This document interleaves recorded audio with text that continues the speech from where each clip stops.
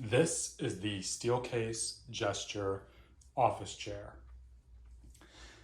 I bought this thing a couple of weeks ago and have been using it since then.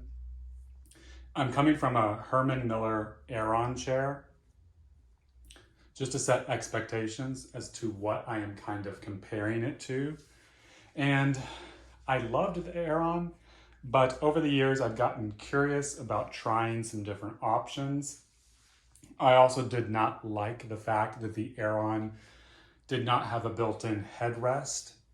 I started thinking that a headrest could be a comfortable option for an office chair. And so that brought me to the Steelcase Gesture. Now, one thing I didn't like about Steelcase is that they do not have a money-back guarantee like the Aeron does. So with the Herman Miller chairs, especially the newer in-body chair, you can try it for 30 days, and if you don't like it, they will pay for shipping it back to them and refund you your money. Now, the Steelcase did not have that option. In fact, they do take returns back within 30 days, but they say you may be charged a 20% restocking fee, which on a $1,500 chair, that's a huge fee, right, for just trying it out. So I didn't like that. Luckily, though, I did find this Steelcase Gesture available on Amazon. And so with Amazon, of course, you can take care of the Amazon will take care of, refunding it and returning it, and you can get your money back if anything goes wrong with it. So I purchased it. It was $1,300 from Amazon, so about $200 cheaper than I was seeing on the Steelcase website, which is a plus. And it also still has the 10-year guarantee because Amazon is a certified Steelcase dealer at this point. But unfortunately, I have to say I'm not loving this chair. And it's unfortunate because when I first tried it out for the first day, I was really impressed with it. But what I was impressed with was just how it felt sitting in it, coming from a size B Herman Miller Aeron. And so a lot of that is because it does have a taller back than the Aeron. So if I show you here, this seat back here is much taller, for me at least, than it is on the Aeron. And now let me show you the other problem that I'm having with this chair, which involves the headrest here. So I've got the headrest into a proper position for me, but the problem is this thing wobbles. It does not stay into place when I put it into a certain position. And let me show you just so you know that that was not me adjusting it. That's the wobble here. So I've got it into position, and there you go. It wobbles in and out of place so that if I'm sitting down into the proper position and my head rests against this at all, it'll have to push it back. And then when my head comes forward, this comes forward. And so I did not know how annoying that would be. I checked online and I checked with a few other people I know who have this chair, and online there are a few other people recently, so in the past year, that have had this problem with the wobble.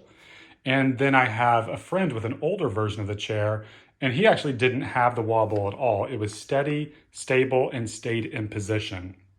So it's something to keep in mind that you could have this issue, and it just makes the chair unusable for me. Another thing I don't like is that for a $1,500 chair, and even more if you get some of the other options, it doesn't have a lot of customizability, especially in this headrest here.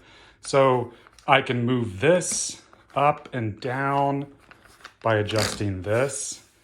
And this doesn't feel like high quality in here to me. It feels kind of like a cheap plastic, just scooting this into place. And I don't know how long that's gonna last. This is already wobbling too much. It probably needs to be tightened or something. So it doesn't leave me with a lot of confidence. You also can't adjust this headrest here up and down other than this here that I just adjusted.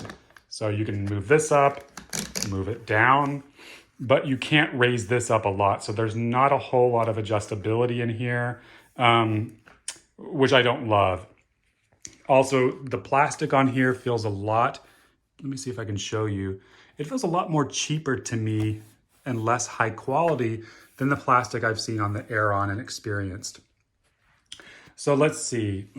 The fabric of this chair, I just chose a simple black fabric, which is what Amazon was offering. I have no complaints against it. It seems durable enough to me. I don't really see any issues. If you want to adjust the lumbar support, you can do so in here. I don't know if you can see this, but there's these tabs that you raise up and down in order to adjust the lumbar support. And like I said, I like the way the chair feels to sit in. It feels great, but just that headrest being broken, along with some overall, what I would say, just it feels cheap. It doesn't feel expensive. It doesn't feel like a sturdy kind of plastic. It makes me hesitant to love the chair.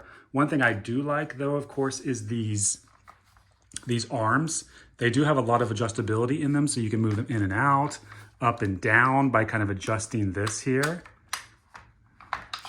So they feel comfortable, and they're not as big and bulky as the Aeron arms, which the Aeron arms do not have a lot of adjustability. It always kind of got in the way to me. And in fact, at one point I wanted to take mine off, but I actually found out that wasn't an easy thing to do with the Aeron Classic that I have. So I couldn't take the arms fully off, which was not a big issue, but just an annoyance.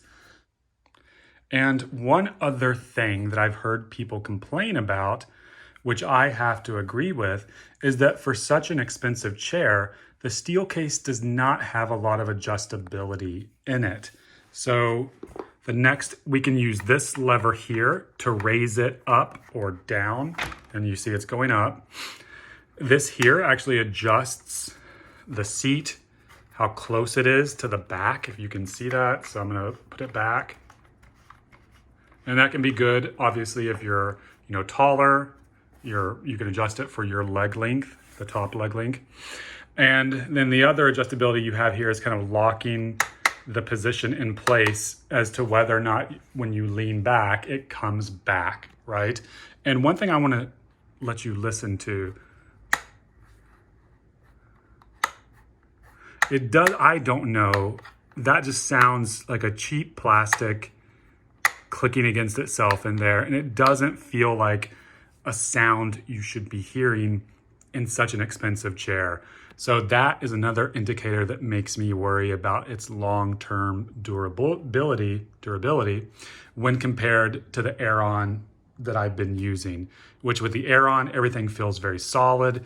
The plastic pieces feel like they could last for years, and I don't have that kind of worry. And this other wheel here that you can turn actually adjusts the resistance when you lean back. So making it more resistant or less to being kind of leaned back and tilted back.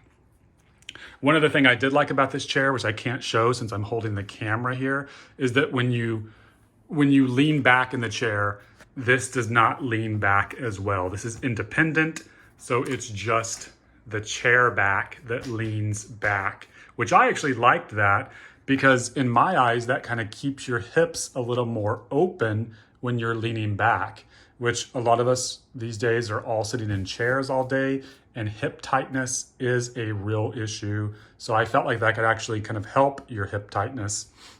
And I liked that it did that. So I thought that was a good feature. Okay, and so now let's get to the fun part of the video where I give this an overall rating and tell my thoughts overall on it.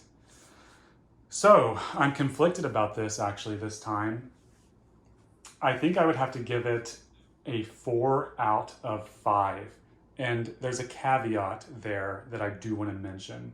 So that 4 out of 5 rating is depending on if this didn't have this quality issue of the loose headrest.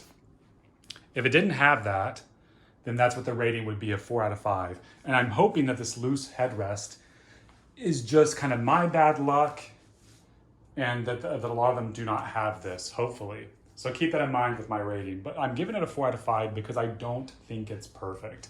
And I think that the quality, at least the way it feels, is not quite there for what you pay for the chair. And when you compare it to its biggest competitor, like the Herman Miller chairs, specifically the InBody and then the Aeron, the fact that they do not have the ability to give you a refund and pay for return shipping and stuff like that, it really, at least for me, it makes me not as, it doesn't feel as premium of a brand, right? And I would not want to pay $1,500 to get a chair that I'm not sure would last for a long, long time. Another problem I should mention is that when trying to actually purchase the chair, finding one to actually try out with a headrest was actually next to impossible. I called up several dealers in my area. None of them had one with the headrest, and they actually made it quite clear, these dealers, that if I purchased from them, they would not do any kind of refunds whatsoever. So I think the experience you get in purchasing the chair does not leave you with an amazing feeling that you're buying a super premium, super high quality product. You know, that being said, if you take all that out of account, if you take out the fact that the headrest was broken, I do think it was a very, very comfortable chair. Like I said, I like the fact a lot that the back is higher than the Herman Miller Aeron, so that, you know, gave me some just additional support. But overall, I'm just gonna have to rate it a 4 out of 5. I think the Aeron is a much better quality option, but this is something to keep in mind if you are particularly tall like me, you want a headrest that can support your head and is built into the chair, but just watch out for these issues like this. I advise trying to go to a dealer, trying a chair out, make sure you like it, and then be advised when you get it in that you're going to need to check and make sure that the headrest is not wobbly like this, loosened like this one is, and make sure that there's no issues with it, and contact their support. I also recommend that if you're not sure, you know, you can buy it through Amazon, because at least then if you get a chair that's broken like this one, you do have the ability to return it without having a stocking fee. That's it, 4 out of 5. It's an interesting option, ultimately possibly flawed in some ways, but I think it could be a great option if you get one that is functioning properly, and if you don't like the feeling of an Aeron chair or possibly the InBody.